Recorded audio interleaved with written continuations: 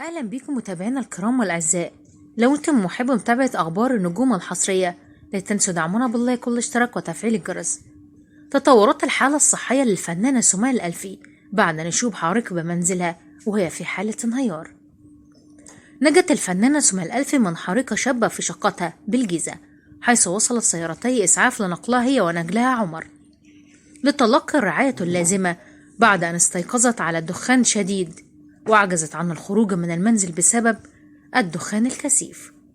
وقال الألفي وهو شقيق الفنانة سمية الألفي أن شقيقته لم تصب بأي حروق ولم تذهب إلى المستشفى، وذهبت مع نجلها عمر الذي كان معها أثناء الحريق إلى نجلها الأكبر أحمد الفيشاوي للتعافي من الصدمة.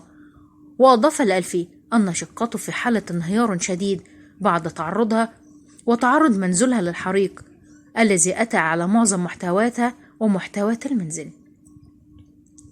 وأكد مصدر أن حريق منزل سمية الألفي كان بسبب ماس كهربي في التكييف الموجود في صالة المنزل، والذي أسفر عن نشوب حريقة في الصالة والمطبخ والحمام.